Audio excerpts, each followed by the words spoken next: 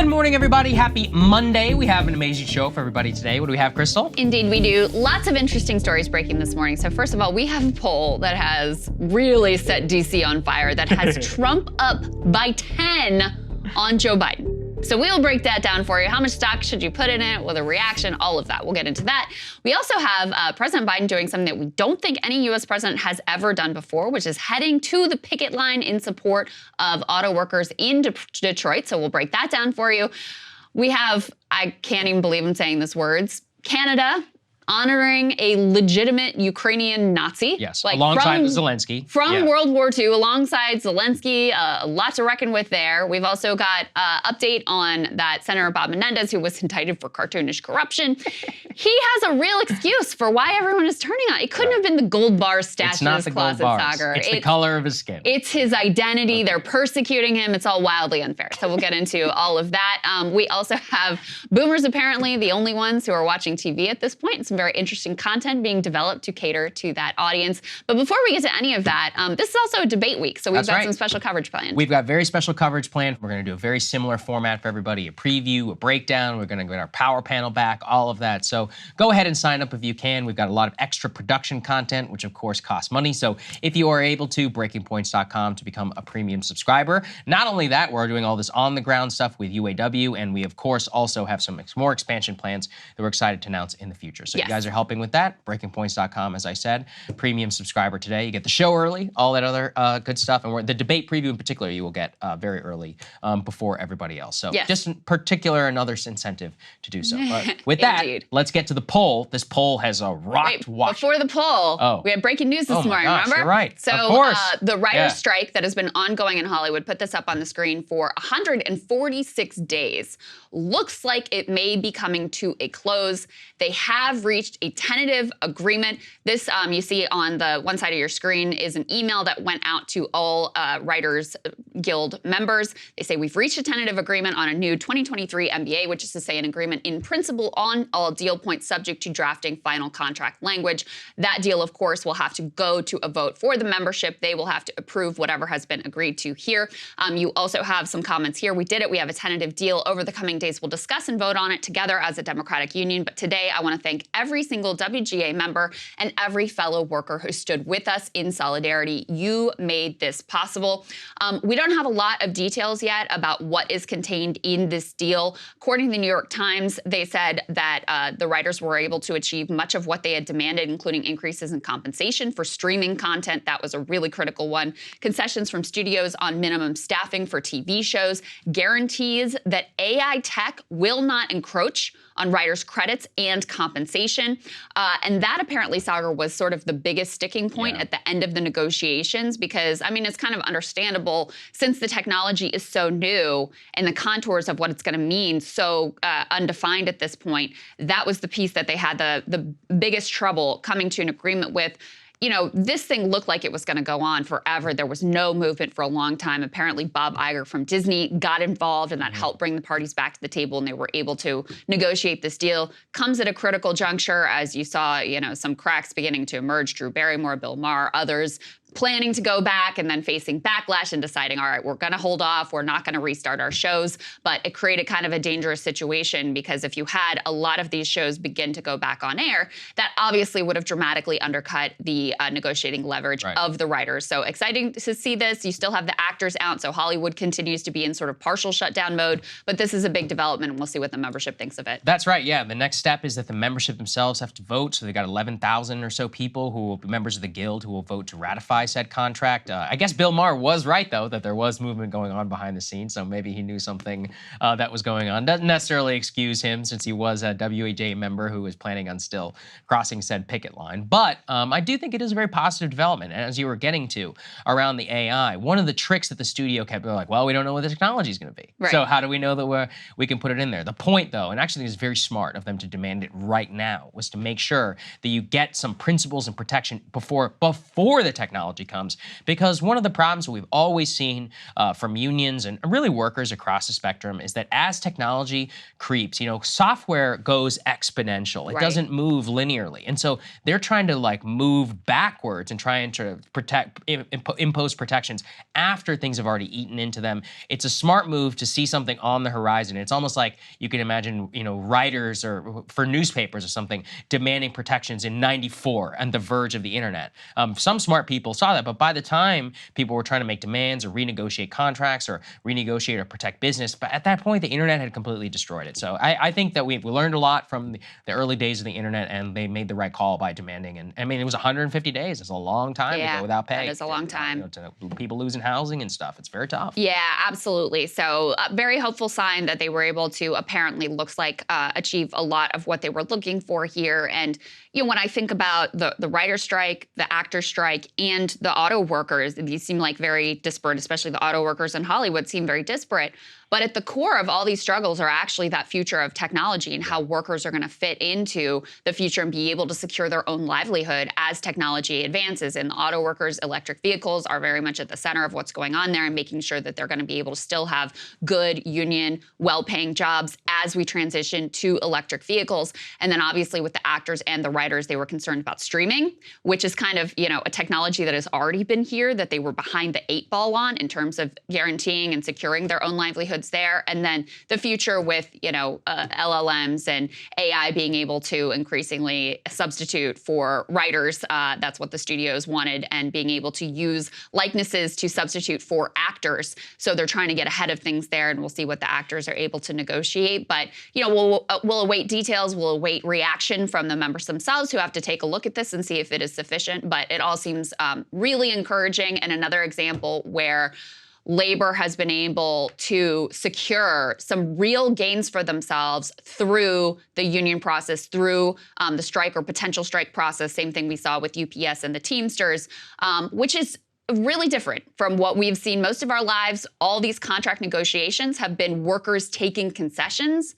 The fact that you have even a handful of instances of things going in the other direction is a really stunning and very hopeful development. Absolutely. All right. So now we'll actually get to the poll. Yes. All right. So what happened? The shaking Washington to its very foundation, especially over at the White House. Let's go and put this up there on the screen. The reason why everybody is paying attention. A 2024 National General Election poll of registered voters. Trump, 52%. Biden, 42%. Oof. A 10-point margin for former President Trump in this head-to-head race. Now, there's a lot of questions actually about this poll and the freakout of which we will get to. Let's actually put the Washington Post's tear sheet up there on the screen, who reported this. The very way that they reported this, Krystal, is one of the most bizarre things I have ever seen. The headline out of this is very obviously Trump is beating Biden by 10 points. Instead, what they write is, post-ABC poll, Biden faces criticism on economy, immigration,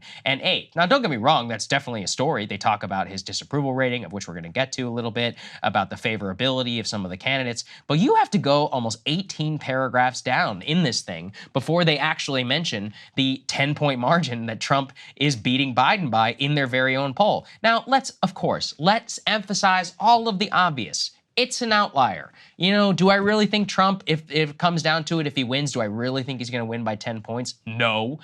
Is it certainly, an 890 registered voters, relatively smaller sample size? Are we going to treat this as gospel? Are we going to say this is an exact snapshot of the race? No. What we're going to do is we're going to look at the overall average, and we're going to look at some of the more important factors, like how is approval of president, how approval of the job, what is things are issue by issue, which historically have always been important, but we still have to lead with the news here. I mean, so what did you think of their decision to basically bury the biggest lead out of their story? I think they were a little bit embarrassed by it, and of course, they still got the pushback from the Washington establishment regardless of their framing on the story. I mean, in a sense, I think they should be embarrassed. Yeah. Because I wouldn't believe a poll that said either one of these candidates was winning by double digits. Like, the country is just too closely divided. We're so polarized. It's not going to be a 10-point election. Right. Not going to happen. So I think I kind of understand their embarrassment with this.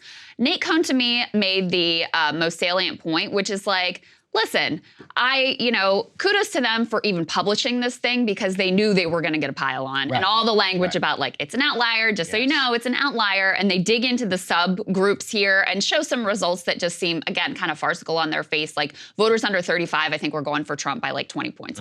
That's not reality. I mean, there's no other data that backs that up. So he's like, on the one hand, kudos to them for publishing this. But on the other hand, this is the second poll that they've had in a row that's an outlier in this way. So there's clearly something going on with your methodology that if you aren't standing behind it, you need to fix it or you need to dig into what's going on here that's creating these results that are really different. And if you believe the methodology and you think that this is the accurate numbers and more accurately reflective than every other poll, which shows a very different race, where it's basically, a coin toss between the two of them.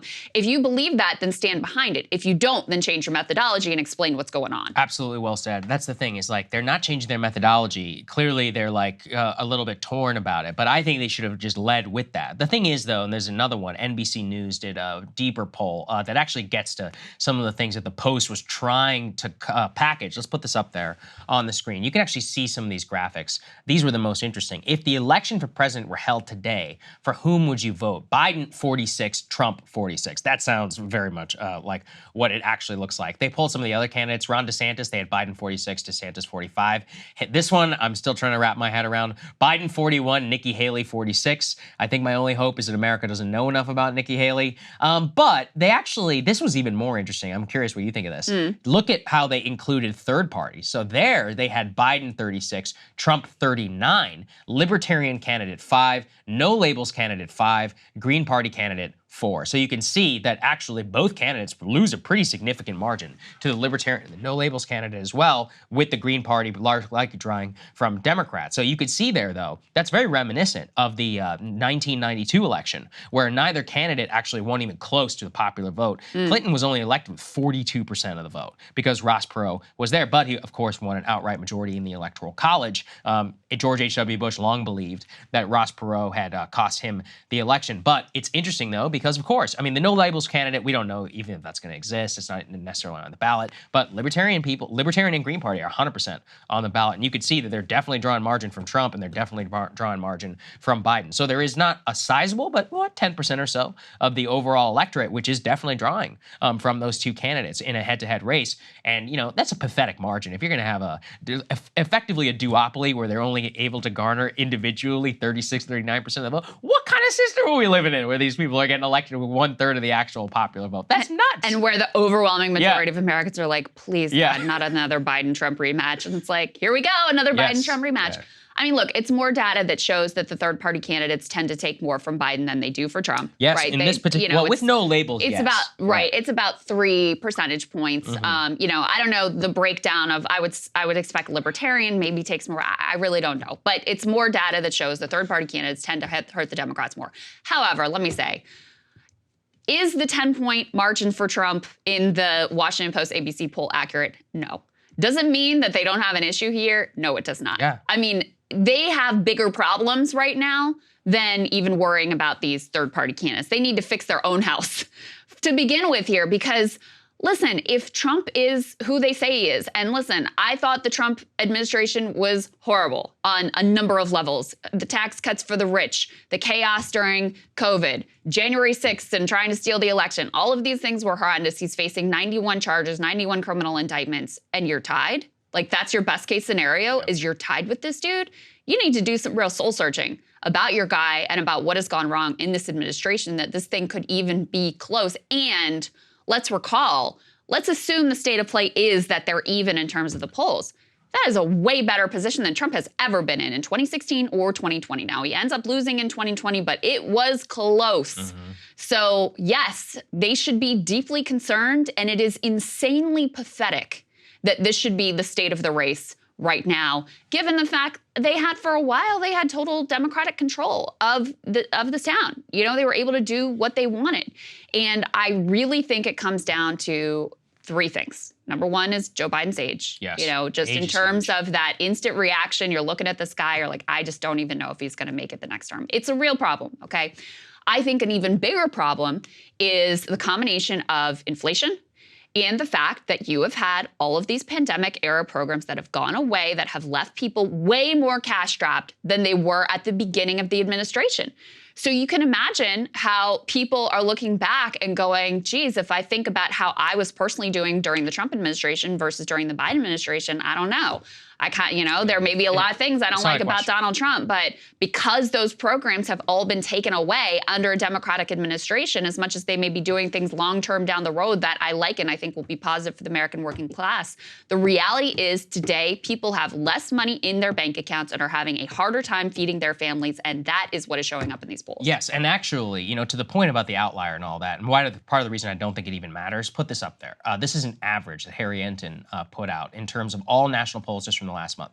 Quinnipiac had Biden up by 1. The Journal had a tie. NBC News has a tie. CNN has Trump +1. CBS has Trump +1. Fox News Trump +2. ABC Washington Post Trump +9. The median of those is Trump 1, and the average is Trump 2. But here's the thing. Trump won the election in 2016, and he didn't even win the popular vote. I believe he lost the popular vote by a couple of points. So if he's leading by 1 on average, let's say the margin of error on that is 2, he can easily lose 2. He could lose the popular vote by an easy margin of 1%, given California and New York. He can absolutely clean up in the Electoral College. The thing is, and I actually saw some experienced pollsters say this, what you really want for Biden is you can disregard any of the outlier polls for Trump. Where are the outlier polls for Biden? We haven't seen a single one from a national polling company that has come out from any major outlet that has shown, remember those Hillary era polls? Trump, Hillary +16, Hillary +19. Even I'll never forget, what was it? Wisconsin had Biden winning by 19 points. That ABC Washington Post poll, I believe.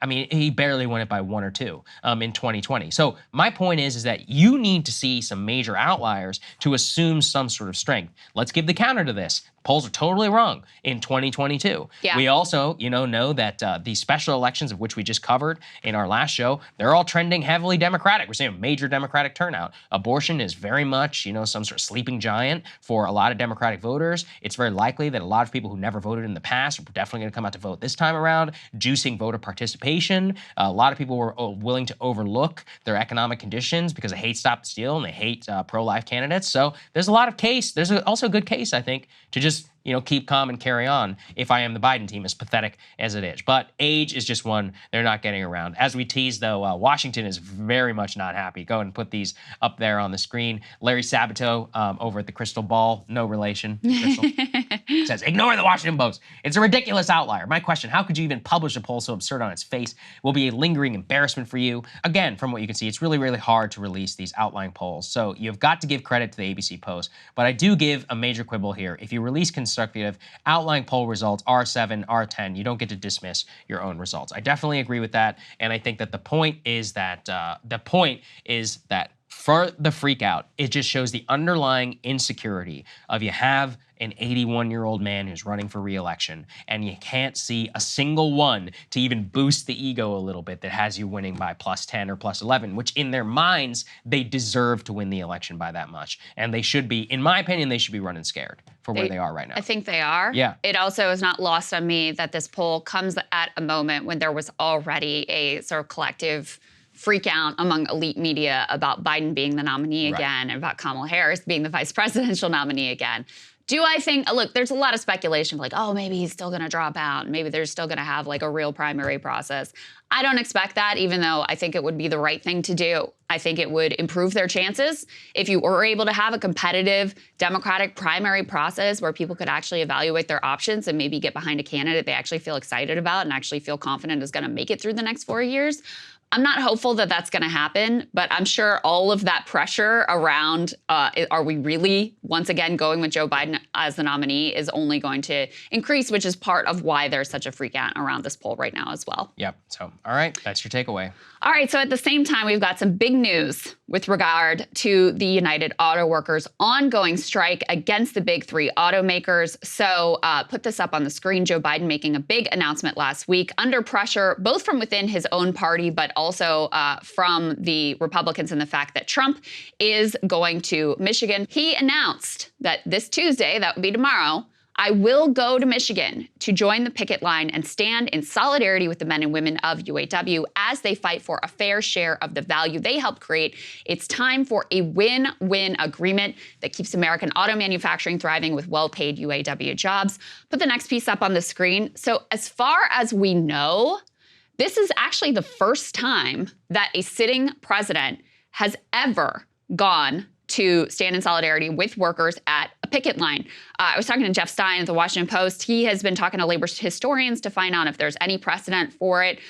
No one quite knows 100% for sure. Yeah. But, that seems to be an indication that this probably never happened before. What they keep saying is at least in 100 years, this hasn't happened. Maybe something happened earlier in the history of the Republic. But you would think it would have been a big enough deal even at that time for there to be some sort of news and recording of the event. So as far as we know, this is the first time a sitting president has walked a picket line.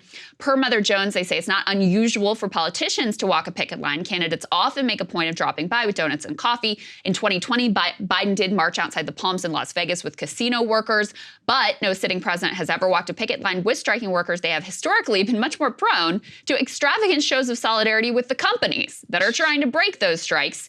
And they recall that in 1894, Grover Cleveland sent 2,000 federal troops to Chicago to break a railroad strike. Biden has yet to announce exactly where in Michigan he will be, but they say it's a safe bet that wherever he ends up going, the National Guard, thankfully, will not be coming with him. So this is a huge deal. It really is. There's no way to sort of oversell this.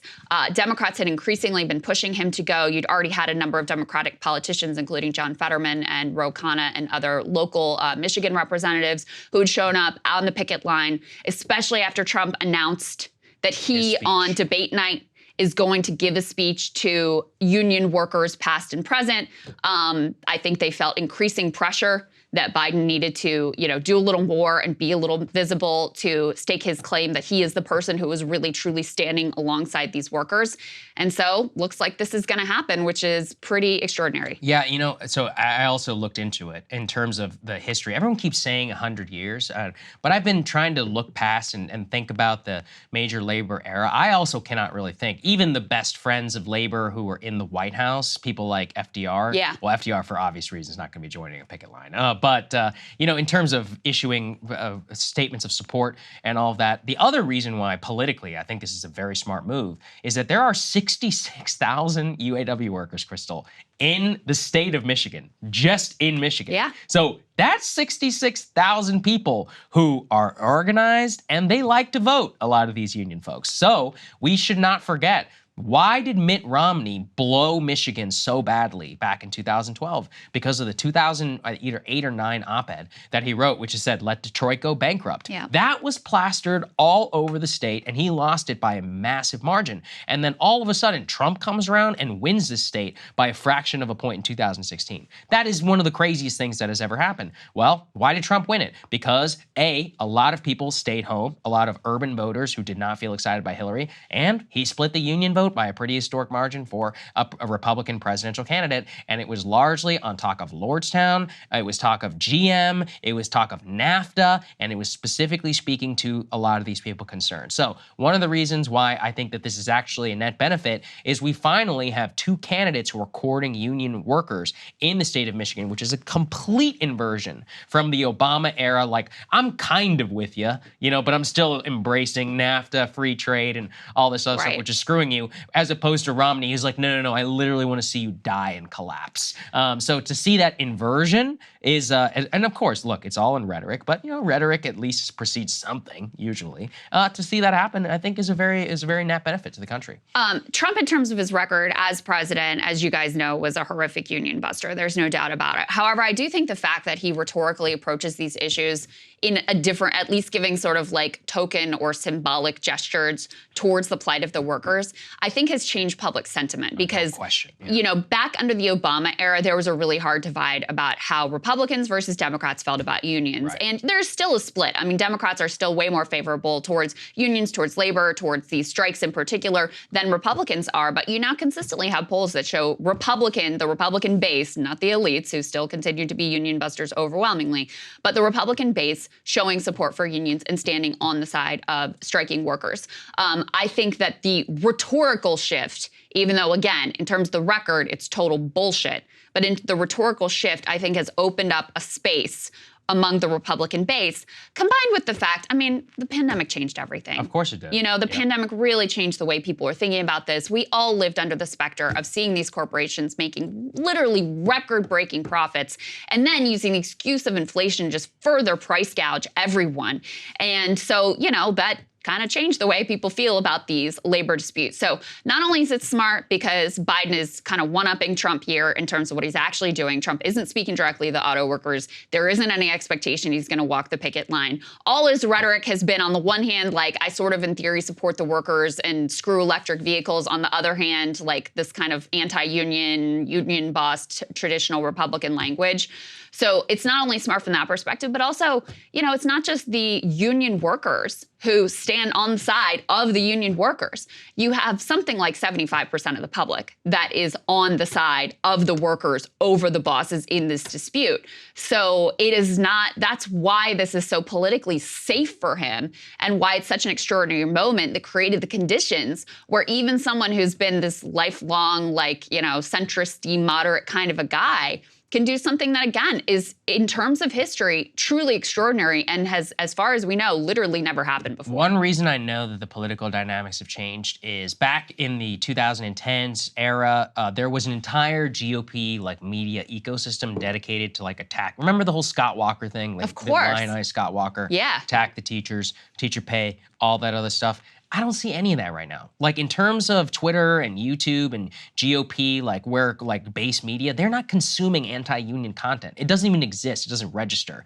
But I think that's two things. One is obviously the base has moved long past, or they agree. You know, in many cases, a lot of these people culturally are very much with the Republican Party, so it gets a little, you know, queasy if you're trying to attack their overall economic demands. But as you said, Trump has just moved on from that. He's pushed a lot of the people, the most MAGA type influencer. I have not seen one single individual, a Charlie Kirk, Jack Posobiec, any of these folks attack the UAW strike. If anything, they've posted stuff. Ben that Shapiro is, has. Well, see, he's different. Shapiro yeah, is I mean, he's not a Trump Shapiro guy. is not a Trump guy. He is an OG member of the Tea Party, the Libertarian fact. I mean, remember, he was attacking Trump for being too liberal back in 2016. So I would not put Shapiro in that whatsoever. I'm just saying there is still some union busting conservative media out there. So it's not like it's all gone, but the moment is very different from, I mean, Scott Walker in that moment, that was totally like the different conservative cause celeb. Exactly. Chris Christie came to Republican conservative prominence from like yelling at teacher unions and being super anti-union in the state of New Jersey. And so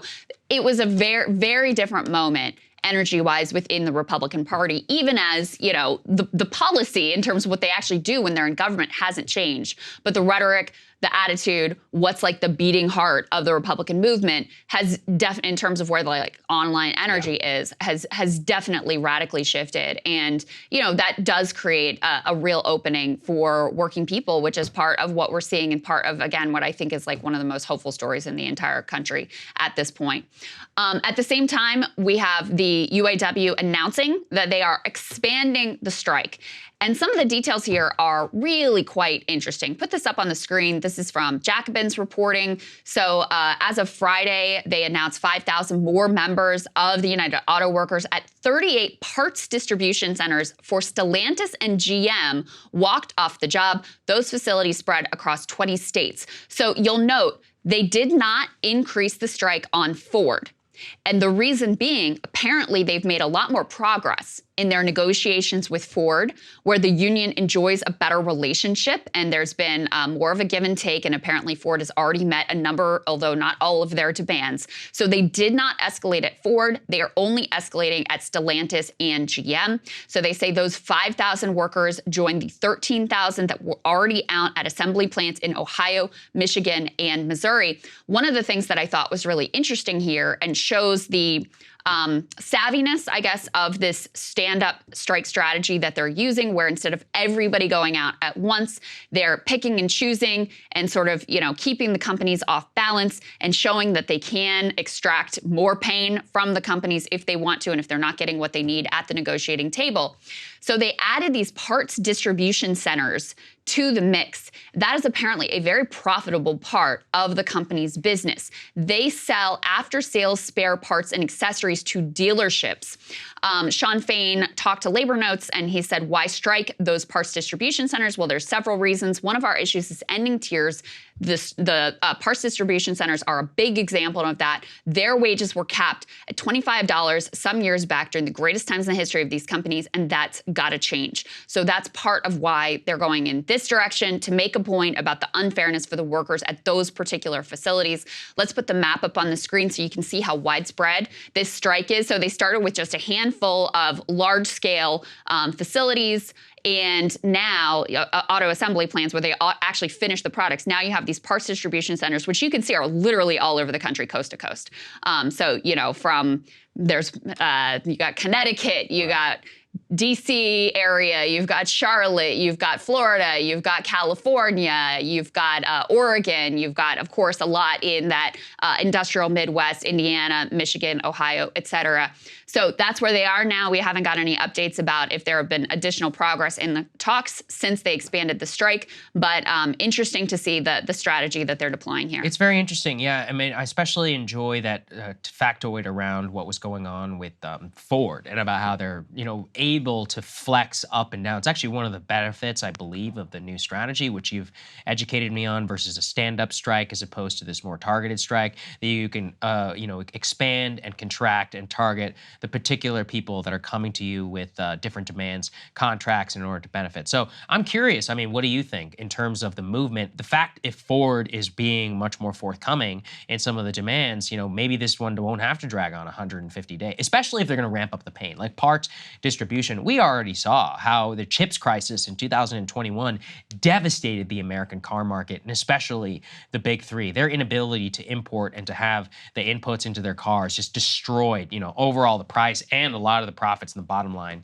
that the company was already having. So if they're able to do this, I mean, you could cripple critical infrastructure so quickly. Yeah. For these cars. Listen, I have no idea, but if I had to guess, there's a lot of pressure on these automakers right now.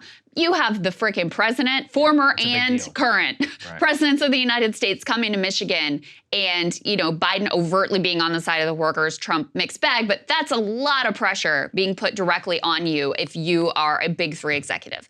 Now you have the news that Ford is offering some significant concessions and getting at least part of the way there in terms of the worker demands. That applies additional pressure onto Stellantis and onto GM. And then when you have this, this strategy that sort of creates chaos and shows that they can last a long time with their strike fund is pretty full. Since they're not going on all at once, they can really stretch that strike fund. And in a lot of ways, strikes are a game of chicken, right? Who's going to blink first? Who's going to say this pain is too great for me and really, have to give way and come to the table and give up some concessions? Right now, I think the auto workers have positioned themselves very well. Now, I should say there has been some dissent within the union of some of the workers really wanted everyone to go out at once and have a big show of force and really stand in solidarity together. And, I think Shawn Fain was sympathetic to that view, but ultimately decided this was the sappier tactic. There are risks to the stand-up strike strategy that is more targeted versus everybody going out all at once. The risks are that you don't have everybody participating in the same way. There can be a breakdown in solidarity. It requires a lot of discipline for every worker at every facility to know exactly what their part is and what the rules and guidelines are and what they're supposed to be doing when. So there is like a risk on the other side of that. But so far, I feel like the auto workers have a lot more leverage and power in this situation than the big three do. So one of the points of leverage that automakers and also like CNBC and the business press and whatever are trying to use is this idea that, the strike is going to cause car prices to go up. Shawn Fain knocked that one down pretty easily when he was asked about it. Let's take a listen. Companies chose to put us in this position because they've had 8 weeks to get a contract, and they chose for 7 weeks to screw around and do nothing. They got serious in the last week. This isn't on the UAW workers. When bad things happen and things that are happening right now, it's all because the companies. They own it. It's on their shoulders. So do you deny that it's going to hurt the consumers in the long run? What's hurt the consumers in the long run is the fact that companies have raised prices on vehicles 35% in the last 4 years. Just our wages went up 6%. The CEO pay went up 40%. Profits have been in the billions, the hundreds of billions. They own all this. That's what's hurting the consumer. So, I mean, it's pretty hard to argue with those numbers. Like, listen, our wages are not the problem. Because guess what? We've been getting screwed on wages ever since basically the 2008 recession, even before that, actually. Put this up on the screen from Heather Long. She highlights that U.S. auto workers have seen their paychecks plunge further from 93 to 2023 than any other of the 166 industries we regularly track. In the early 90s, auto workers were the top paid rank and file workers. Now they are middle of the pack. And I think the title for that chart there where they say now auto workers, just another job, kind of says it all.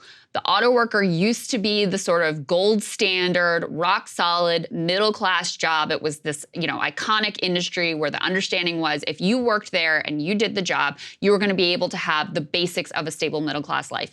That has been eaten away. And so auto worker wages have suffered more than those of workers in any other industry. So for them to turn around and be like, oh, it's your fault that car prices are so high when they've been taking a haircut and when their labor makes up a grand total of like 5% of the cost of a new car, it just doesn't hold water. It doesn't hold any water, as you said, and I think that the most important point is that these are not people who've been getting paid well. They've actually been underpaid for more than a decade. They got a massive haircut after 2008 and are just trying to keep pace with inflation, with any of the demands and all the flexibilities and all the things that the white-collar workforce and many blue-collar workers have been able to demand. They find themselves as part of America's critical security or critical economic infrastructure and are using, without them, they could have decided not to take the haircut and they would have all gone completely bust in 2008. They did the car makers, the big three, a big favor. And don't forget, all of us saved the auto industry, and I think that was the correct decision back then. But, one of the things is that they have just been able to make fantastic profits, and more importantly, the executives, the shareholders have all benefited. The workforce itself is the only one who has not, since I think GM, I believe, still owes billions of dollars to the U.S. government. I think that's right. Let's all not forget about what happened, not that long ago. Yeah, very true. Okay. Very true. All right, let's move on. Ukraine. This is a story which I couldn't believe when I first saw it. And the more that we research it, the more insane it actually gets. President Zelensky was here in Washington with his hat out, asking for $25 billion more from the U.S. Congress. By all accounts, they'll probably give it to him, although we might have an interim shutdown in the meantime. But after that, he visited fellow NATO ally Canada. And while he was in Canada, Justin Trudeau and the Canadian Parliament decided to honor President Zelensky in a session very much like we had our joint session, where they featured a, quote, Ukrainian freedom fighter. And it turns out that Ukrainian fighter, who fought in World War II, as they described it, was a literal Nazi. Here's how they described it, though, at the time. Let's take a listen. Zelensky's speech received at least a dozen standing ovations. There was also one for this man, a 98-year-old Ukrainian Canadian who fought for Ukrainian independence against the Russians during the Second World War. Fighting for Ukrainian independence against the Russians in the Second World War is certainly one way to say it. The other way to say it, let's put this up there on the screen, our friend Yegor, is it was called the SS Division Galicia, which changed its name to the 1st Ukrainian Division in April of 1945 after already losing the war, the same month that Hitler killed himself. Calling a, quote, 98-year-old SS veteran a Ukrainian veteran is like calling Adolf Eichmann an Argentinian farmer. This is no joke, Krystal. This was straight up, this is not like he was a Wehrmacht soldier. No, straight up Waffen SS, actual Nazi soldier in the Second World War. A division, by the way, the SS Division Galicia, implicated in several horrific instances during the Second World War, specifically targeting the Polish people, who are very much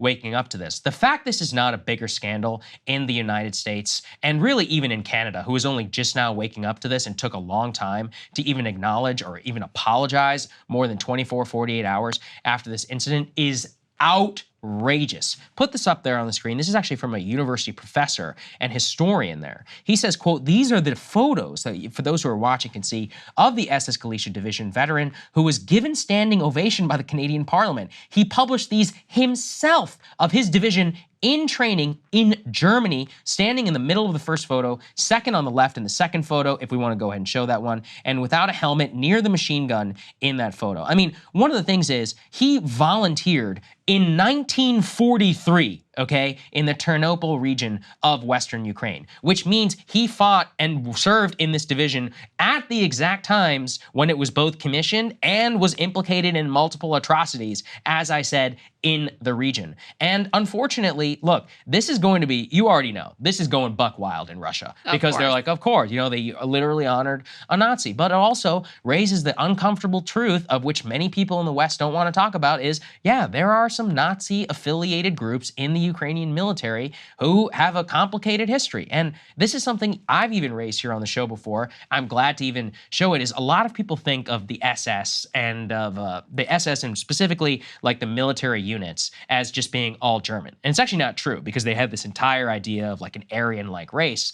Himmler himself actually decreed that this has to be like the Galician division because they were, quote, more Aryan-like than other Slavs. Oh my God. And so that's what he served in. That's what we're celebrating here in the Canadian Parliament. That's who they celebrate. Now, look, I guess to be fair, it's become a big enough scandal now that the Speaker of the Canadian Parliament has had to issue an apology. To my knowledge, at the time of this taping, Justin Trudeau has not acknowledged this.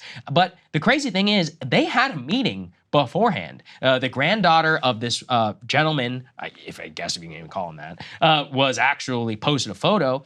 And it's even more interesting. The reason they changed their name to the Ukrainian division is there was an entire effort after the Second World War to whitewash their Nazi affiliation and to portray themselves as Ukrainian freedom fighters. Right. And actually over 1,000 of them emigrated to Canada. So this is a very, very disgusting situation where they were explicitly used the name to portray themselves as these great freedom fighters to gain access to the West. I mean, this is a long-standing thing that a lot of people who fought within the SS did. Now, look, in terms of like, I don't know if this man served in the actual play, but, look, in terms of the whole idea of like the good Nazi and all of that, he volunteered for a Nazi division in 43, served until the end of the war.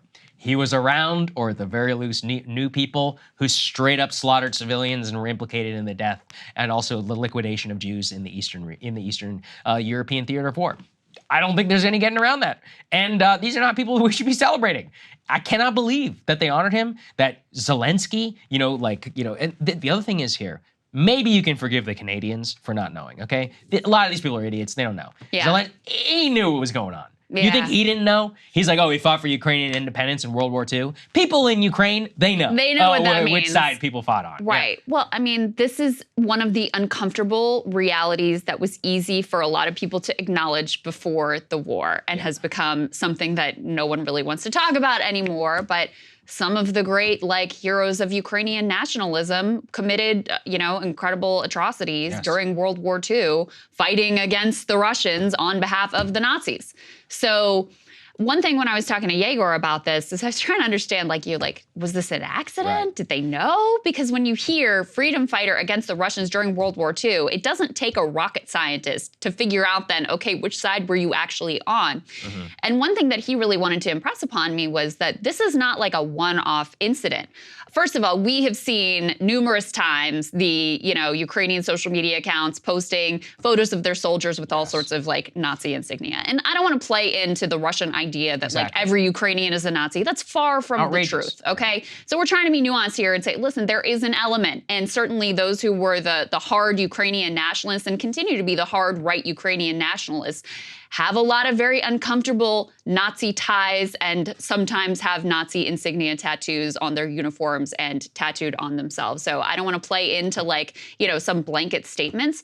But the other thing he was telling me is it's sort of akin to, Southerners who want to whitewash the Civil War and the Confederacy and the Confederate flag and all of that there's been an ongoing project in Eastern Europe, in Ukraine, in the Baltic states to try to whitewash their quote-unquote freedom fighters. And this has been going on, under the radar of people who don't want to be embarrassed by their Nazi grandpa, as Yegor put it to me, anymore. And so this has been going on under the radar. But for them to actually achieve this moment of having a legit former Nazi celebrate and receive a standing ovation from Trudeau and Zelensky, I mean, that's a whole other level. And in some ways, it ends up being useful because it shines a light on something that's been going on underneath the surface here that really, Nazi apologia should not be mainstreamed. It should not be allowed to continue. It should be called out for exactly what it is, which you can see really clearly Yeah, here. and I'm glad that he raised that and that we're actually, look, it is a complicated history. I'm not going to sit here and just say it was all easy.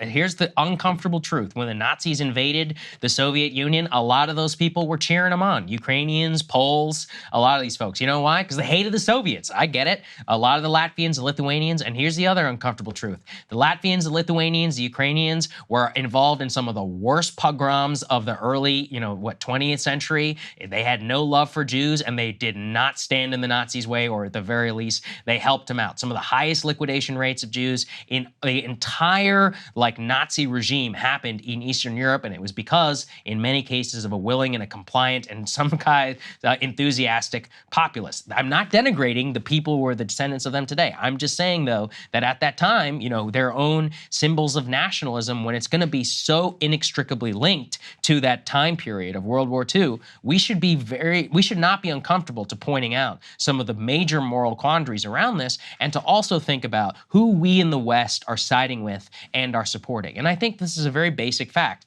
It is, of course, unjust and horrific that the Russians invaded Ukraine, but it is also empirically true that U.S. provided and Western provided weapons have gone into the hands of straight up neo-Nazis in Ukraine. Yeah. It's undeniable. I mean, absolutely undeniable. You can decide, the lesser of two evils, the enemy of my enemy is my friend, etc. But, framing this all in just democracy and autocracy, I see some people being like, the front line of democracy is in the Donbass. And I'm just like, all right, shut up. I'm sorry. That's ludicrous. First of all, we're talking about one of the most corrupt nations in all of Eastern Europe. You should maybe go ask some of the people in the Donbass previous to this conflict who they had allegiances to. All I'm saying is messy, is complicated. None of this is justification for a horrible invasion. Just to show you, the world is not black and white. It's very gray. And Yeah. in this case, it gets very... In this case, though, it's a little bit black and white on this one. Well, in this one, it gets a little Nazi gray in terms of what those uniforms look like.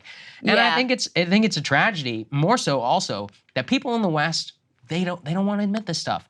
Only in Canada, because they straight up honored him at the parliament. But how many people in the U.S. media are talking about this? Not one. I haven't seen a single media outlet here in Washington condemn Zelensky. Zelensky too. Listen, if you're going to come here and shake your hat asking for money, maybe don't be honoring Nazis while you're over here. Somebody on his staff. This is not doing him any favors. Somebody on his staff.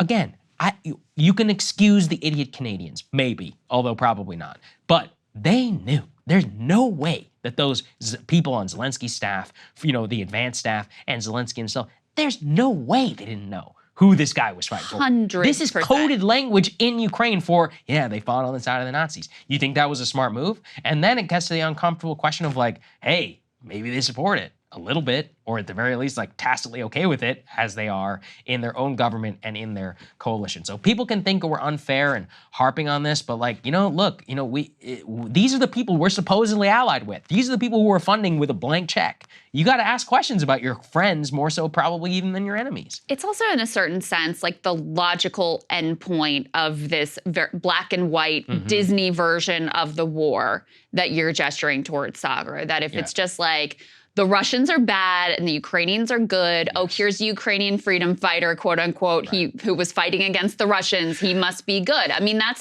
the logical endpoint of this really silly, childlike version of events that we've been fed by the media.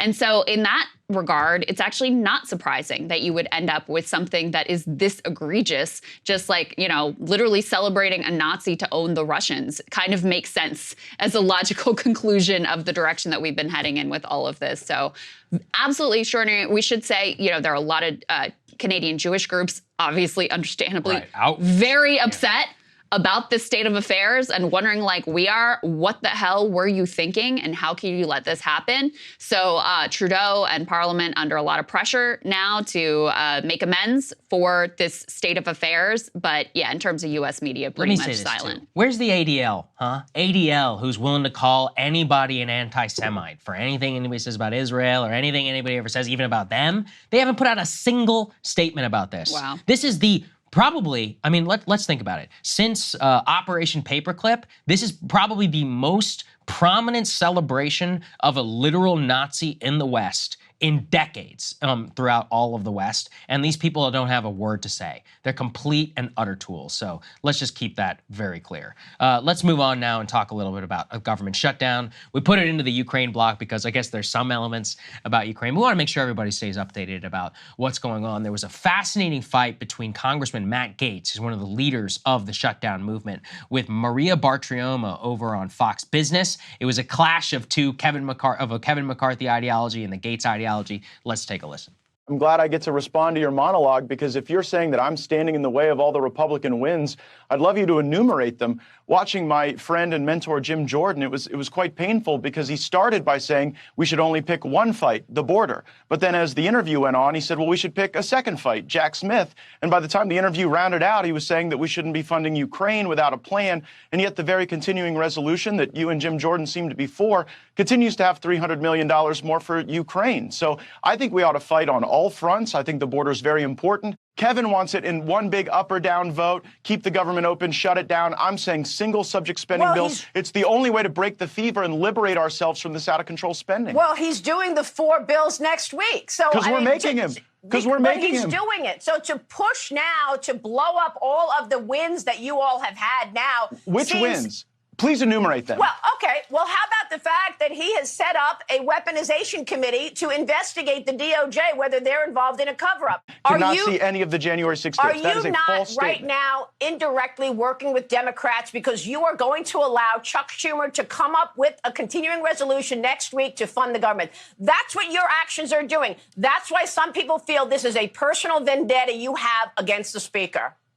No, my vendetta is against a Washington system that allows corruption to put the interests of lobbyists and PACs above the interests of the American people. Kevin McCarthy facilitates that system, and I do deeply resent that. So there it is. That's the fight with Maria and Matt Gaetz. Now, to be clear, Ukraine is part of the story that will be voted on. But just to explain in Senatese or congressionalese, because I know this is complicated, a continuing resolution is a giant bill that funds the government. Once upon a time, before Obama was president and when the Congress kind of ish worked, they used to pass individual appropriations bills for each part of the government, which were reported out of committee and sent to the floor. So the Department of Agriculture had one bill. The Department of Defense had one bill. The Department of the Treasury had one bill. And within these bills, there would be a debate, a line item, debate, as he was saying about, it's called the normal procedure. It hasn't been the normal procedure now in Washington basically since 2009,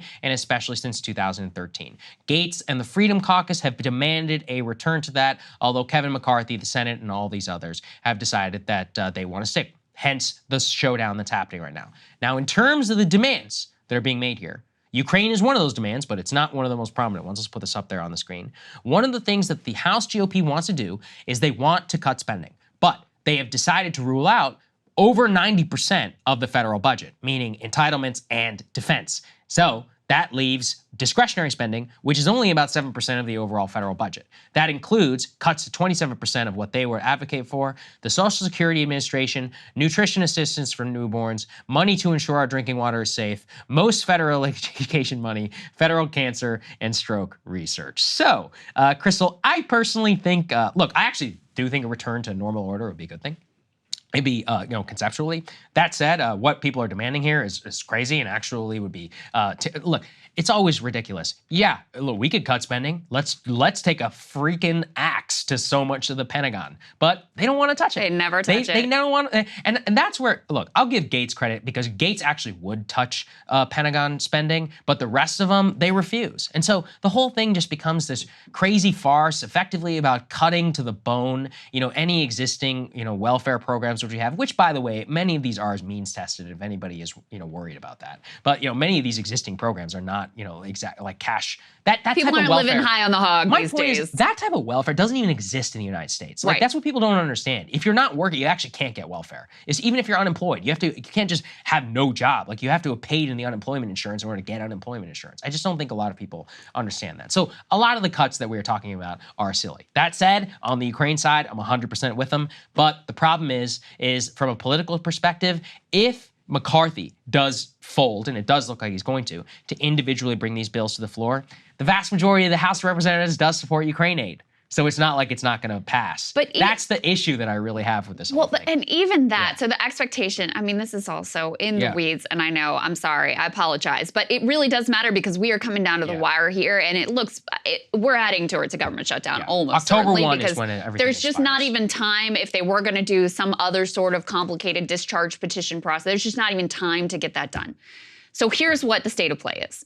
Kevin McCarthy is going to try to pass through the House these individual bills like you're talking about to appease the Matt Gaetz of the world, okay?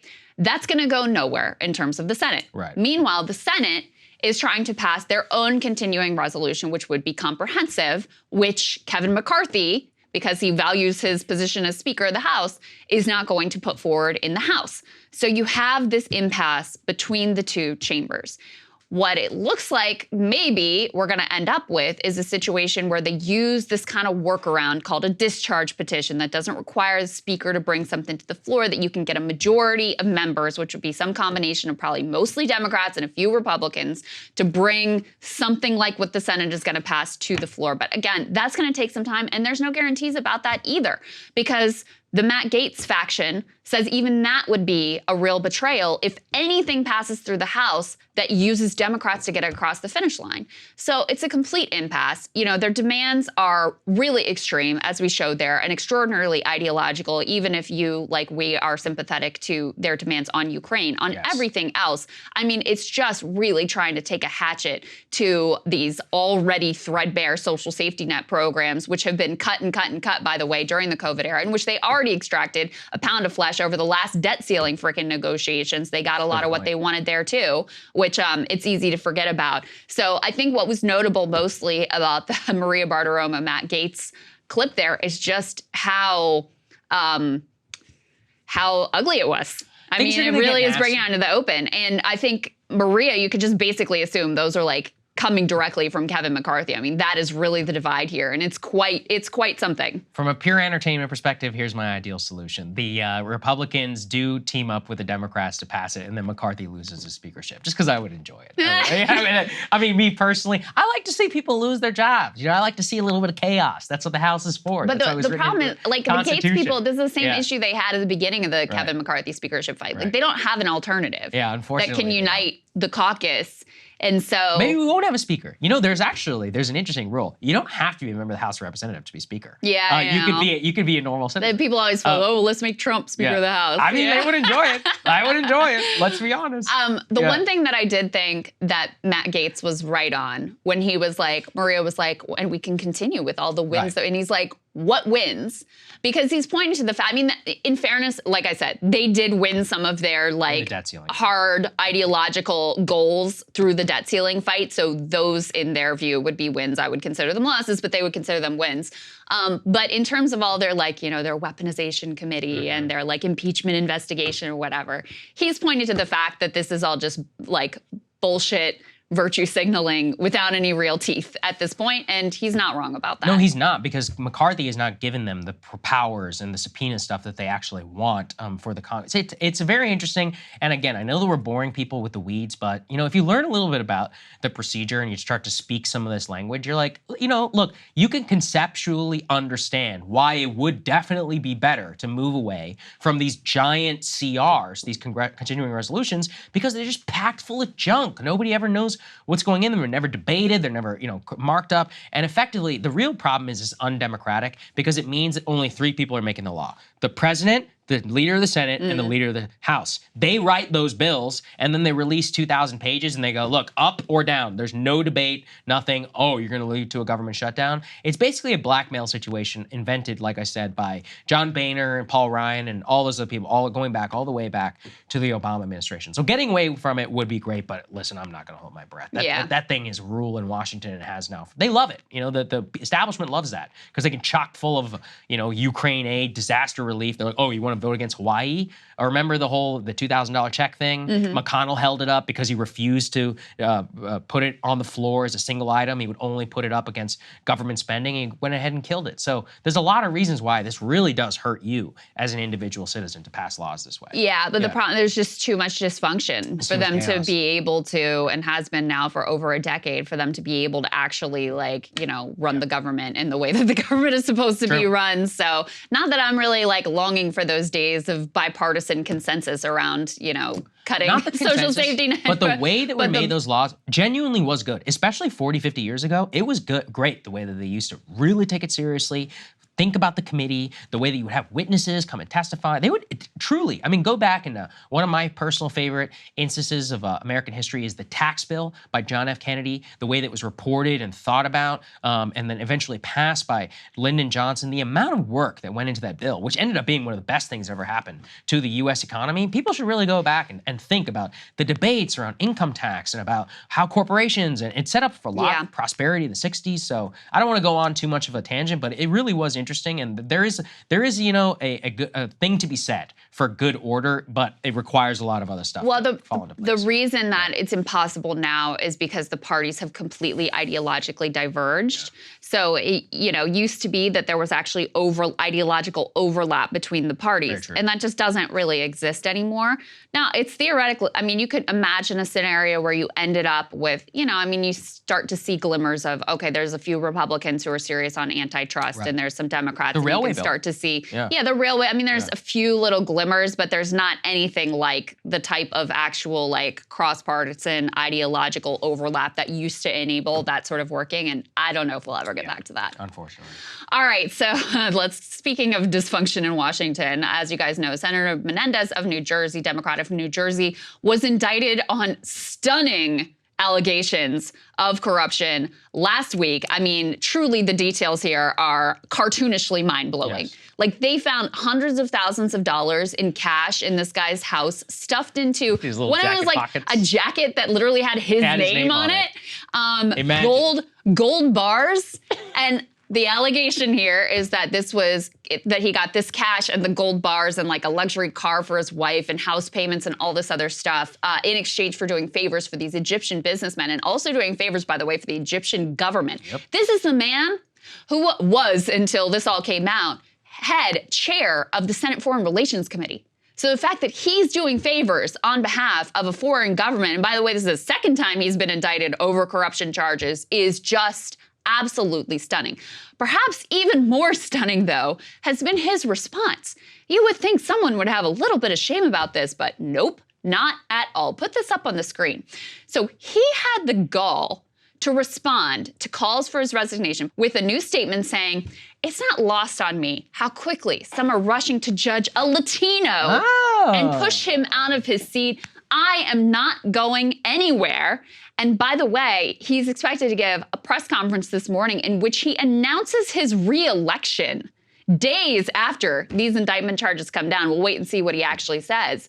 But the gall to claim some sort of identity-based persecution over what are absolutely cartoonish, a caricature of corruption in terms of the allegations, is just absolutely stunning. And by the way, it is quite the opposite, because again, this is the second time this man has been indicted on corruption charges. Now, the other ones got thrown out, and so let's say innocent until proven guilty, all of that. But you would think that perhaps after the first corruption indictment charges, maybe at the very least, they wouldn't have made him chair of the Senate Foreign Relations Committee. Don't forget, Krystal, it wasn't that they thrown out. It said it was a hung jury. So it wasn't that, it was just a mistrial. So it was one of those where at least some jury, they thought he was guilty. He was never declared innocent. I mean, look, you're guilty before innocent, of course, in the American justice system. But I encourage everybody to go and read that original indictment of Mr. Menendez, because it was shocking in 2017.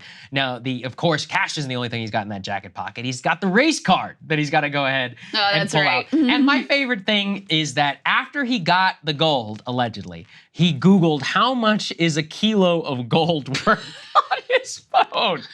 That's the most boomer thing you can do. They also found the DNA of the people bribing him on that wad of cash. Just by the way, look, allegedly from the DOJ, all of that. So you can I'm sure there's a perfectly innocent explanation for the wads of cash for those who want and to know, gold bars. $66,000 is a kilo of gold. And he had 2 of those. So that sounds nice. What a nice life to have 2 bricks of freaking gold. It's like out of a Bond movie that you were seeing this gentleman. But there have been some people that have been coming out to Yeah, so call him on actually the New Jersey delegation has turned on him pretty hard. Not across the board, but put this up on the screen from the Wall Street Journal.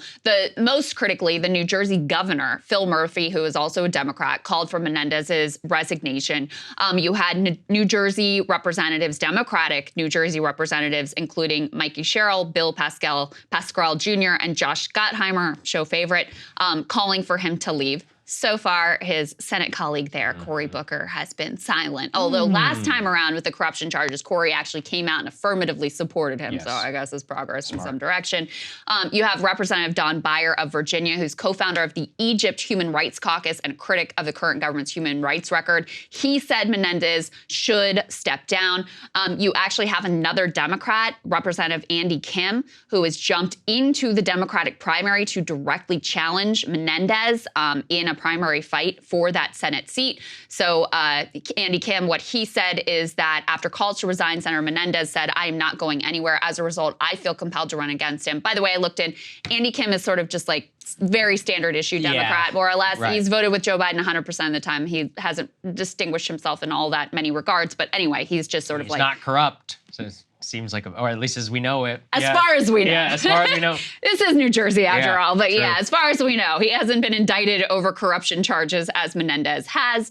So we also had, to the point of the identity-based persecution here, we had very prominent Latina, Alexandria Ocasio-Cortez, coming out and also calling for him to resign. Let's take a listen. Senator Bob Menendez of New Jersey, as you know, has just been indicted on bribery charges.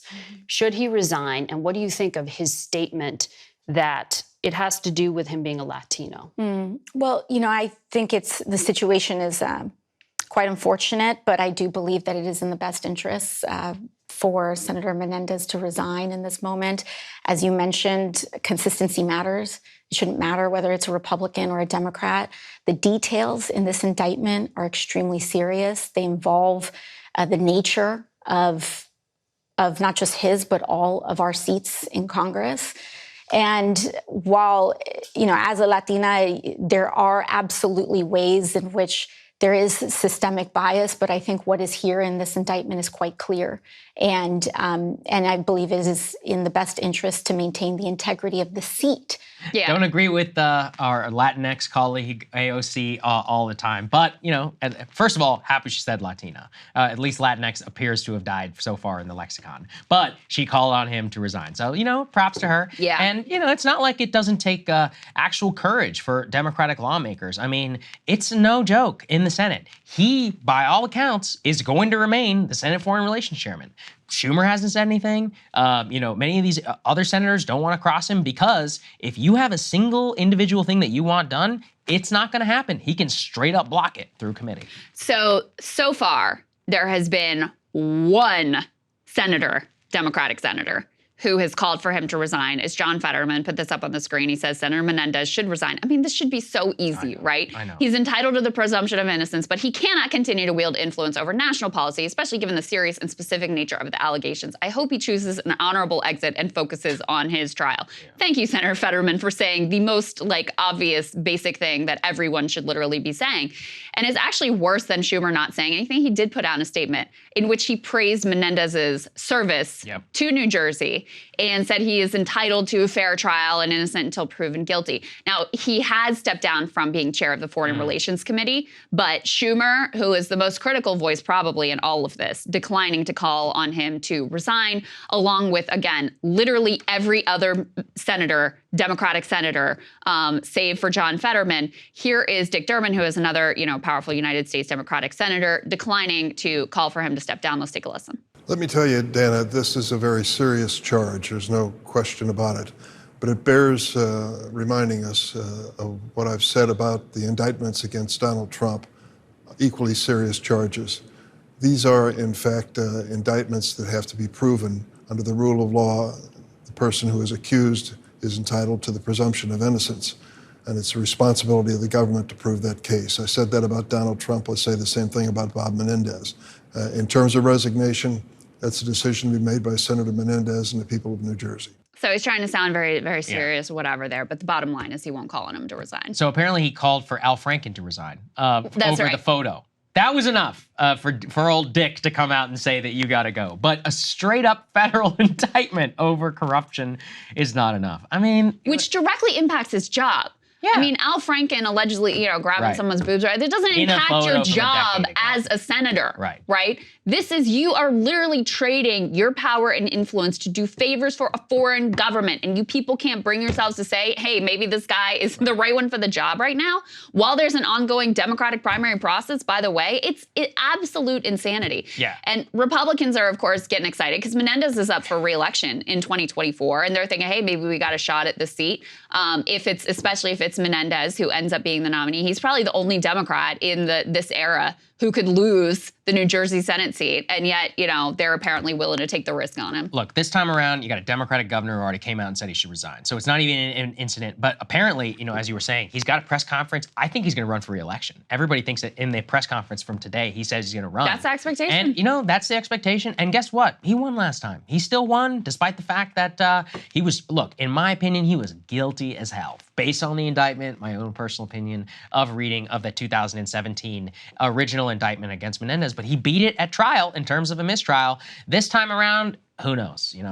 Who knows with a New Jersey jury? He has nothing but confidence, though, walking into this. He's going to go and fight it in court, and he very well could win, just like he did last time. Well, and here's the thing, too, and I'm doing this in my monologue. Like, the Supreme Court has so limited the definition of corruption, which he used before with Bob McDonnell and to cover their own corrupt behavior, et cetera. So, he'll try to use every trick in the book. But, I mean, this seems like a pretty difficult one to wiggle your way out of when you got the literal gold bars in the closet. I thought the same thing about the last one, about the private jet travel. It was the most basic quid pro quo, and he still got off, so I don't know. Amazing. Yeah. Absolutely amazing. All right, so this is kind of interesting. So we've got, the new TV season or whatever, I guess is about to drop. That's right. And so Catching Eyes is a new remake of The Bachelor, but with a twist. Put this up on the screen. So it's called The Golden Bachelor, looking for love and a pickleball partner. And I actually, unironically, genuinely love this. So this man's name is Jerry Turner. He is the Bachelor. He's in his 70s. It's going to be, a group of women who are between 60 and 75, who are all vying for his affection here in the traditional Bachelor style. They say in this New York Times piece that they include divorcees, widows, mothers, and grandmothers. They were talking to the producers of this show, and they said that at first when they brought the contestants into the Bachelor Mansion or whatever, I've never watched The Bachelor, but this is my understanding of how this thing works. I'm familiar with the concept. I'm generally familiar with the product, but they brought them into the Bachelor Mansion, and they were looking around at the bedrooms and everything, and it was a sort of typical Bachelor reaction, yelling off the balcony, saying, and they said, okay, this feels like The Bachelor. And then they came down to the kitchen and had mimosas. They were doing toast, and we said, okay, this also feels like The Bachelor. And then one woman said, let's toast to Social Security. Good. And they're like, all right, that's not The Bachelor. That's different. Yeah. But apparently, this is no accident in programming choices. Put this up on the screen, also from the New York Times. TV network's last best hope, boomers. Viewers have fled primetime lineups for streaming outlets with one notable exception, people over 60. So basically, the only people who are left watching regular TV programs like The Bachelor are all over 60. Yep. And so, reading the room, television networks are increasingly programming for this older audience. And they point specifically to The Golden Bachelor as case in point of this. But here's some of the numbers. This was stunning to me. Just 9 years ago, the median age of most top-rated network entertainment shows ranged from the mid-40s to the early 50s. Just 9 years ago, not even a decade ago. It was 45 for the sitcom How I Met Your Mother, 52 for Big Bang Theory. Some shows like Brooklyn Nine-Nine had a median viewer as young as 39.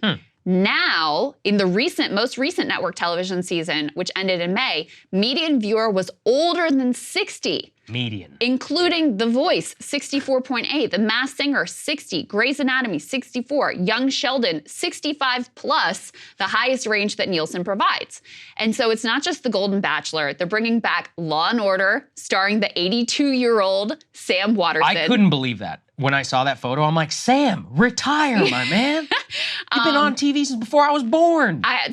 They're bringing back Quantum Leap, which actually, as a kid, I used to love watching Quantum Leap. Yeah, but you should not be bringing these things back. Yeah. Magnum P.I.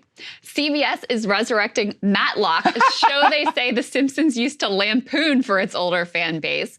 Last year, NBC found a surprise hit in Night Court, another like 1980s era, 80s, early 90s era show that I also watched as a child. And they talked about how they intentionally tried to avoid computer screens and other, quote, trappings of modern life. We really intentionally wanted Night Court to feel like a place a bit frozen in time, was the idea. And apparently it worked for their viewing audience because it was a breakout success, the revamped Night Court, which I never would have expected. So it's kind of interesting. Yeah, of course. It's fascinating. And the reason why it matters, above all, is that this is what props up linear television. I've talked ad nauseum about cable carriage fees and all that other stuff. But the bedrock, the beating heart of linear TV, of network TV, for years was the serialized show, the Modern Families, I'm talking more my era, like you said, Law and Order, what is it, NCIS? I think that's what it's called, NCIS. Yeah, I think so. NCIS, which has various different ones, Law and Order, Law and Order SVU, the various spin-offs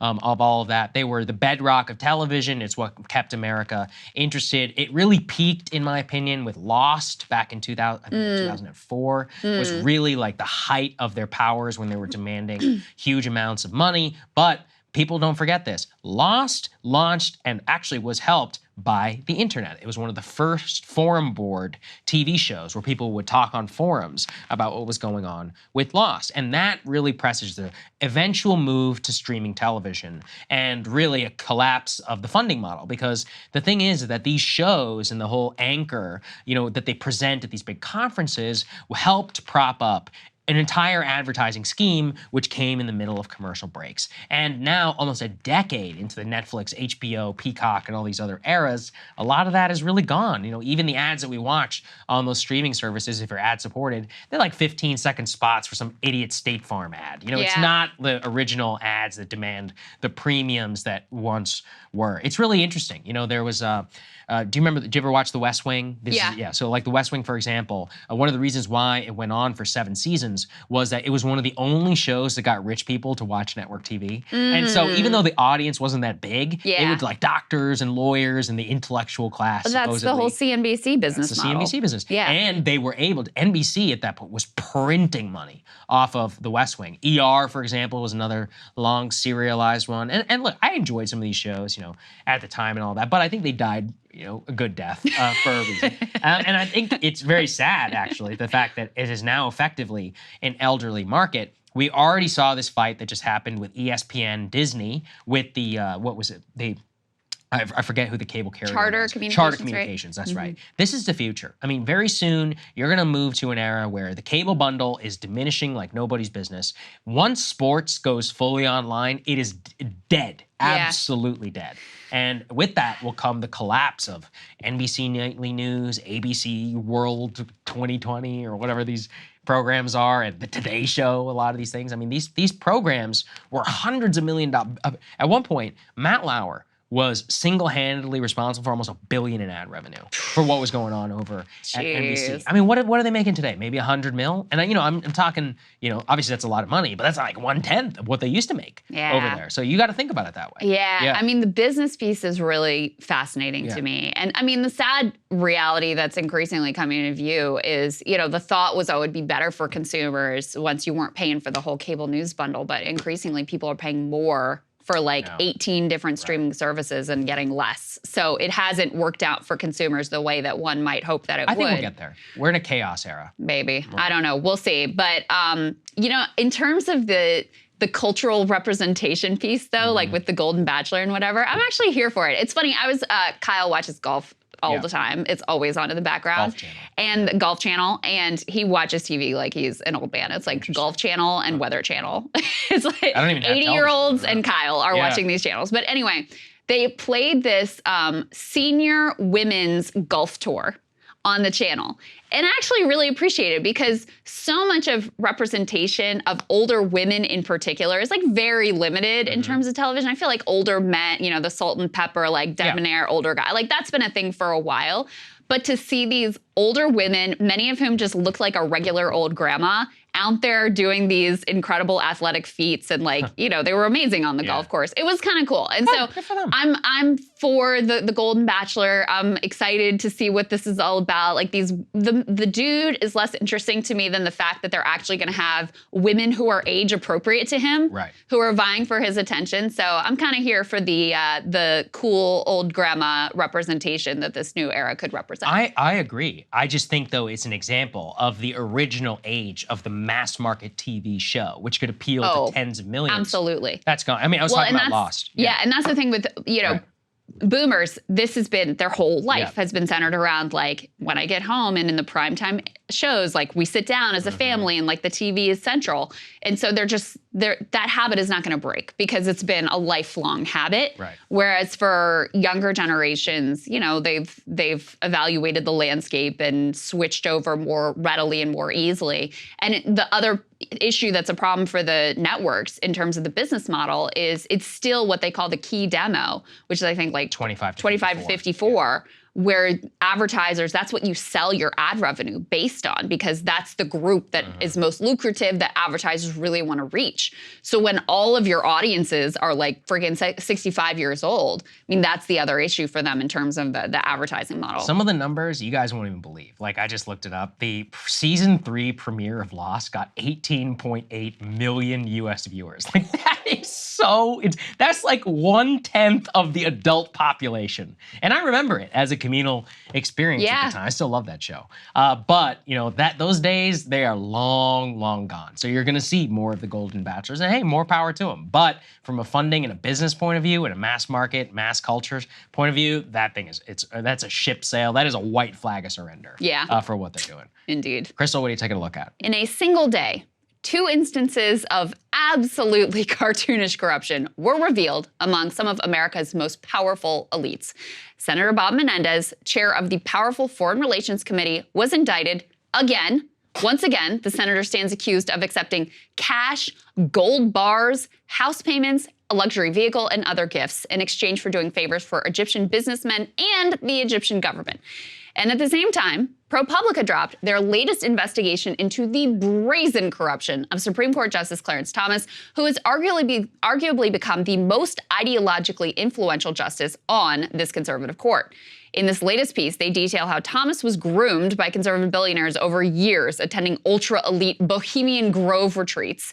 These ties not only resulted in all of his luxury trips and private school tuition and payments for his mother's home from billionaire Harlan Crow, but also led to a relationship with the most influential big money network in the entire country, the Koch network. Justice Thomas went on to flagrantly disregard any conflict of interest concerns by raising money for the Kochs in spite of the fact that they routinely have cases in front of the court. Of course, none of this objectively corrupt behavior was disclosed to the public in what appears to be a clear violation of federal ethics laws. Now, these stories may seem kind of unrelated, different parties, details, ideologies, but they hold in common quite a lot as it turns out. From their grotesque betrayal of public trust to the code of silence and complicity among elites that enables such absolutely outlandish behavior. Both stories of corruption stand out for their direct impact on policymaking at the very highest levels. As chair of the Senate Foreign Relations Committee, Senator Menendez's influence on our nation's foreign policy was second only to the president himself. And all the while, he has apparently been available for what, in the grand scheme of foreign governments, was a cheap price. Egyptian businessmen were allegedly able to buy this guy for a few $100,000, a bargain considering the power that he wields and the favors he was able to allegedly provide. The impact of Clarence Thomas's corrupt dealings with the Kochs and other libertarian billionaires is, if anything, even more far-reaching.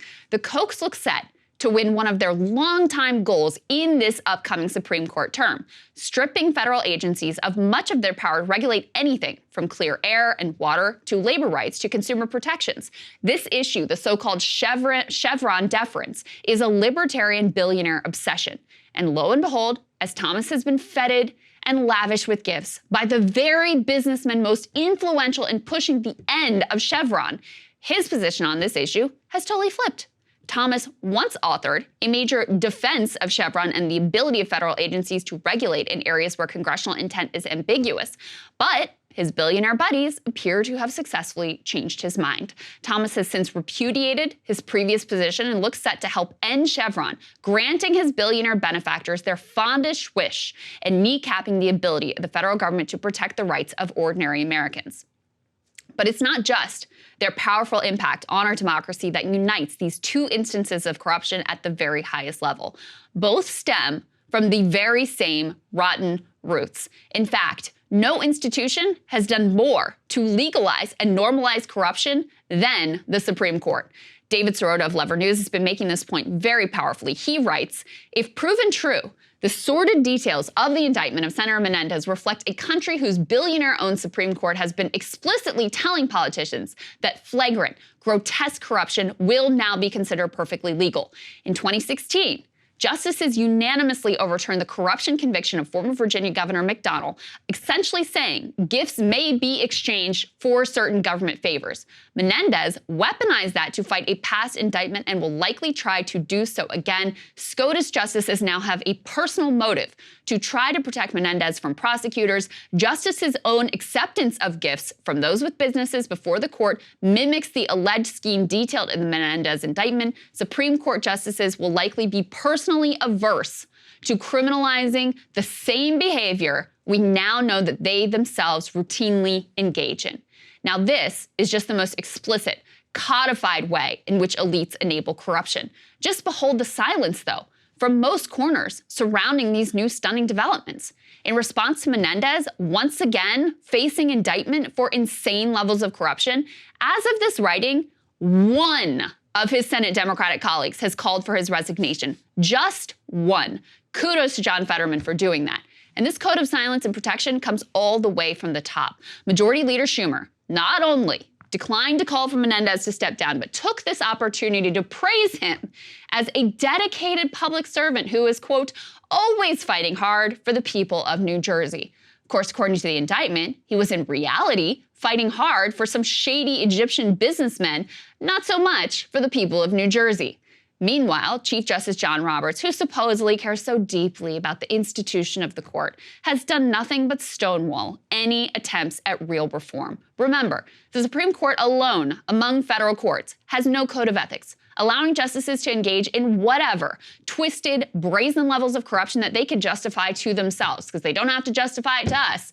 None of Thomas's fellow justices have spoken a single critical word against his enrichment by a powerful network of billionaires and conservative activists.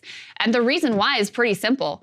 Because so many elite politicians are guilty of some level of corruption, even if not as cartoonish as Menendez or Thomas, there's a sort of principle of mutually assured destruction that ends up reigning supreme. They all keep their mouths shut and the status quo locked in because their own hands are not clean. That's why stock trading remains. That's why anti-corruption laws are loosened. And even when politicians and their aides are indicted, they frequently get let off. These men believe the rules do not apply to them, and unfortunately, too often, they are correct. And that is what enables it, because you ask yourself, how do you end up, Menendez, thinking you can take gold bars and cash and just like get away with it? How do you end up Justice Thomas, thinking you can go and fundraise for the Koch network, the most influential, like, activist conservative network in the entire country?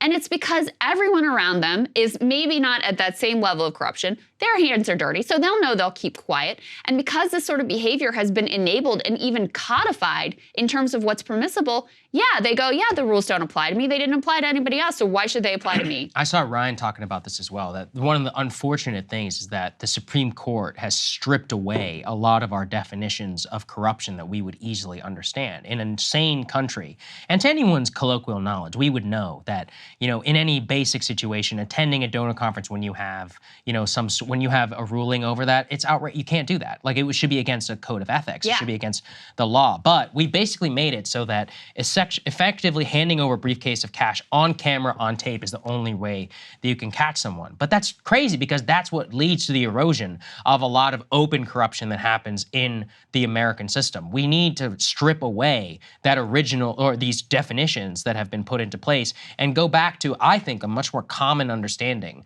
through the force of law. Just to be like, no, appearance alone is enough, and that in itself is illegal. You can do what you want as a private citizen, but as a public person, absolutely not. Yeah, the Supreme Court has ruled, I mean, basically with this Governor McDonald case, that if it wasn't direct, like you're getting a bag of cash and explicitly saying, like, I am receiving this bag of cash to do this favor for you, it's not corruption. And so that's what Menendez relied on, in part, to get out of his last charges. And that's what he thinks he'll be able to rely on again. Now, I suspect, because the details are so brazen here, that he may have a tougher time at it, but I can't guarantee that. And that's an insane state of affairs. But shame on Schumer and all of the other Senate Democrats outside of Fetterman who haven't had a word to say, who think this is fine, because think of how directly this relates to the job that he's doing. And all these people worry about trust in institutions, et cetera. Like, gee, I wonder why the American people don't trust these institutions when you have the chair of the Senate Foreign Relations Committee taking effectively bags of cash to do the bidding of the Egyptian government. Absolute insanity. It's totally crazy. All right, Saagar, what are you looking at? Of all the causes that I've been early to, perhaps the call I'm most proud of to be attached to is calling critical race theory and many of the hucksters complete grifters from the beginning. Nobody much cared in 2018 and 2019 about critical race theory, or emerging con artists like Nicole Hannah-Jones and Ibram Kendi, but I had my eye on them. Those who want to see can go back and watch rising coverage from at that time of me calling them out if you're interested. I saw them clearly for what they were, nothing more than modern-day race hucksters capitalizing on the guilt of white liberals to both enrich themselves, advance their careers, and destroy any social fabric left in this country that is not obsessed with race. Jones, Kendi, Robin DeAngelo, they had one single mission: convince the elites in this country there is one source for all of our problems and nothing else: race. This is reductive and a false view of history, but it was successful. Ultra-liberals on campuses were beginning to be indoctrinated. Slowly but surely, an infrastructure was built up all throughout 2018 and 19 for the perfect moment. And luckily for them, it came with the BLM riots of 2020. White liberals and corporations suddenly began playing Olympics to see who could out-woke or out-virtue signal each other, and these people were happy to take their money. Kendi especially. Kendi is unsurprisingly the dumbest and yet the most successful amongst them. He's written several books about, quote, anti-racism.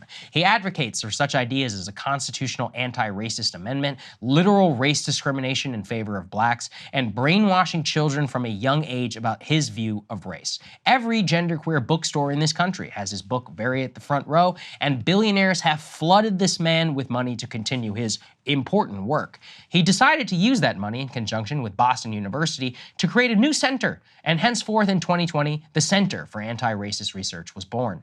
It sounds as smart as the Zoolander one. Now, endowed with tens of millions of dollars and a new mandate to research and promote the anti-racist cause. 3 years later, though, it turns out the entire thing was as much of a grift and as a con as I thought from the very beginning. More than half of the employees at the center were abruptly fired just recently after Kendi has apparently burned through much of $43 million. In that time period, they have produced no real research, applied for and given grants with no work output, no real original work to speak of. In fact, one professor at the university said Kendi, quote, had a pattern of amassing grants without any commitment to producing the research obligated, adding that to the best of my knowledge, there is no good faith commitment to fulfilling funded research projects. She wrote that in 2021. Instead of thanking her, the university retaliated against her, refusing to even renew her affiliation. The grift is now so obvious, Boston University has had to launch an official inquiry into Kendi's leadership. They note that originally the center was supposed to track racial disparities nationwide, have a graduate degree program, a media enterprise, and research teams on systemic racism. Only one of those projects ever came to fruition, a half-assed media project. The so-called racial data tracker did not, which was supposed to be the centerpiece for all their work and their funding. As for the graduate degree programs, nope. Nowhere to be seen. In fact, it turns out that Kendi, for the last several months, has been on leave from his own center that he was supposed to be running. Why? To work on things like his podcast, his new ESPN Plus series about racism in sports called Skin in the Game. And while he's rolling in corporate cash and enriching himself, the people who work there saw him, quote, as a tool of capitalism and would often exploit them and their labor. One professor called it a colossal waste of millions of dollars and noted that Kendi's work was thought to even be influenced by many of the billionaire donors who had backed him and the university, including rolling out the red carpet for big pharma executives. It would all be funny if millions of people had not bought this idiot's book and shoved it down their children's throat. The media had not celebrated him as some modern-day Frederick Douglass. For a while in this country, as I said, you couldn't even go into a bookstore or Barnes & Noble without seeing How to Be an Anti-Racist or Anti-Racist Baby prominently displayed. You couldn't turn on the TV or watch a movie without having this racialism at the center. And how many of us couldn't even open social media without seeing his signature quote, "It's not enough to not be racist, you must be actively anti-racist." It was everywhere. The collapse of the Kendi Center, the wasting of millions of dollars, it's the latest casualty of the BLM movement. Who can forget the BLM executive accused of stealing $10 million of donor funds who used them as a, quote, personal piggy bank, or the multi-million-dollar mansions that were purchased by these groups' leaders? I am hard-pressed, really, to think of a single major figure in the so-called movement who got prominent after Ferguson who hasn't turned out to be a grifter, rather than one who is honest. And I'm going to end with this. The billionaires and the frankly rich white liberals, they have only themselves to blame. These people were never hidden who they are. Nicole Hannah-Jones famously appeared in a so-called racial justice movement sponsored by Shell Corporation. Anti-racism has always been a tool of the billionaire class to distract and to divide the populace. It is not an accident that it was the prevailing thought after BLM, and it is certainly not an accident that despite all these revelations, all of us know this: Kendi's gonna get away with it. ESPN, the podcast, he'll still be called for commentary during the next racial incendiary moment. The grift is the point. The only thing we can do is not buy into it next time. I mean, Krystal, I mean, I know you're no fan of Ibram Kendi, but he was the perfect person. You know, I have a funny story. I was in a book club, and in 2018, I think, and that was Stamped by Racism. That was Stamped by Race, or whatever it was called. It was the first time. I remember, this is the most trash book. But one of the guys in charge was, I'm not going to give away the name. He was like a dean of a liberal arts college. And he's like, I think this really speaks to me. And I brought up some of the class concerns even at that time, before I even started the show with you. And it was like I was speaking gibberish to this man. He said, no. He addresses that in the book. All class concerns are downstream of race. And I was like, well, okay, hold on a second here. Now, we would be fools to say that it's not deeply intertwined, but the causality and then the things that they reach for as their solutions are obviously very much at odds for a lot of what we believe in here at this show. I mean, this ties in perfectly with Freddie DeBoer's latest book that we interviewed him about, how elites hijack the social justice movement, is I think what it's called. And look, capitalism has created a class, race stratified society very intentionally. And there is no doubt that Black people, starting with slavery and throughout our history, have been completely screwed by our system. And so what really disgusts me about people like Kendi is that they use these moments when there's a genuine, desire to do better. There was a collective outpouring of grief and concern and desire to change and all of these things in during the BLM moment after George Floyd was murdered. And so when you had people like, Kendi and people like the BLM leaders who sucked up all of these millions of dollars and activist energy, and then channeled them into things that oftentimes, Kendi's programs were found at the corporate level to actually exacerbate racism. Right. Yes. You took this, I'm gonna say you stole this money and did nothing with it at this center. And you made it worse. And it's no surprise because, of course, this is the way capitalism works, right? You have this moment of what could have been a real reckoning that could have really transformed things in a better way for everyone, and most of all for Black people who have been oppressed for far too long. And so they look at that not as like, oh, how can we make things better, but like, how can we turn a profit? How can we, put up our Black Lives Matter banner on our website? How can we hire this anti-racism consultant and do a little dance like we're so virtuous and like we really care about these issues without actually really changing anything? And so lo and behold, that's exactly what happened. And no one should be surprised when this is the ultimate outcome of his, quote unquote, think tank or center or whatever the hell this thing was. In the words of the great Eric Hoffer, every great cause begins as a movement, becomes a business, eventually degenerates into a racket. There you go. Sad to say. All right, guys, we're going to have a great show for everybody tomorrow. We've got special debate coverage planned, as we said, so go ahead and become a premium member today if you are able. Otherwise, we're excited to see you all tomorrow, and it's going to be a fun week here at the show.